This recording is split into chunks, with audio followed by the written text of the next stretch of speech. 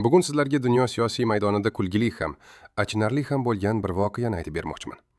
Amerika Qo'shma Shtatlari va Isroil butun dunyoga sharmanda bo'ldi.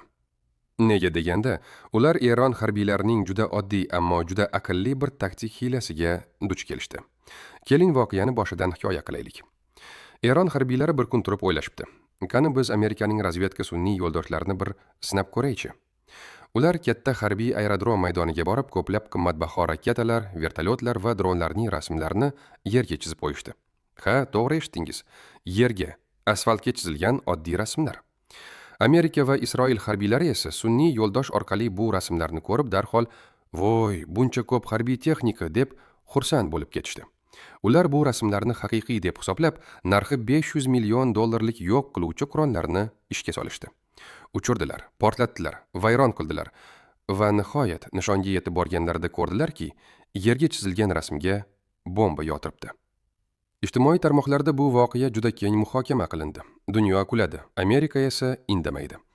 Endi esa keling Donald Trampning chiqishiga quloq tutaylik. U o'z nutqlaridan birida dunyoga bong urib, biz Eronning harbiy bazasiga katta hujum uyushtirdik va ularning 90% masofaviy qurollarini yo'q qildik, dedi. 90% deyman. Qanday ajoyib raqam, shunday emasmi?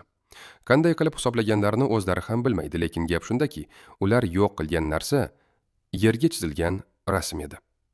Sizningcha qaysi biri haqiqatga yaqinroq? Bir tomonda $500 million zamonaviy qurollar bilan yerdagi rasmlarni yo'q qilgan super kuch.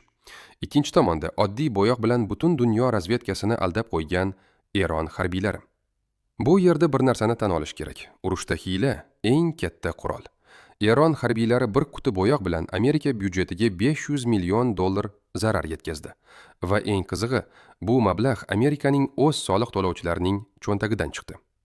Donald Trump esa hali ham o'sha 90% haqida gapirib yuribdi. Balki unga kimdir, "Janob prezident, siz yo'q qilgan narsa rasm edi" deb aytishni unutgan.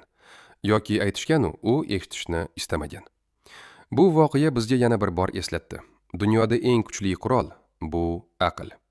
Sizning millionlab dollarlik raketalaringiz bo'lishi mumkin, ammo agar sizning raqibingiz sizdan aqlliroq bo'lsa, u sizni bir quti bo'yoq bilan yengishi mumkin. Eron harbiylari bu urushda bir emas, 2 marta g'alaba qozondi. Birinchidan, ular Amerika va Isroilning qimmatbaho qurollarini bekorga sarf qildirishdi. Ikkinchidan, butun dunyoni kuldirib, o'z raqiblarini sharmanda qilishdi. Aytishlaricha, hozir Eron harbiy akademiyalarida qanday qilib bo'yoq bilan Amerika armiyasini mag'lub etish mumkin nomli dars o'tilayotgan emish. Ishonasizmi? Men bunga juda ham ishonaman. Xulosa qiladigan bo'lsak, bugungi dars. Agar sizning raqibingiz sizni aql bilan yeymoqchi bo'lsa, unga qarshi eng yaxshi qurol bu o'z aqlingiz. Agar aql bo'lmasa, millionlab dollarlar tayyorlab qo'ying. Bir kun kelib, ularni yerdagi rasmlarni portlatishga sarflaysiz. Bugun shu haqida gaplashdik. O'z fikrlaringizni izohlarda yozib qoldiring. Obuna bo'lishni unutmang. Xayr.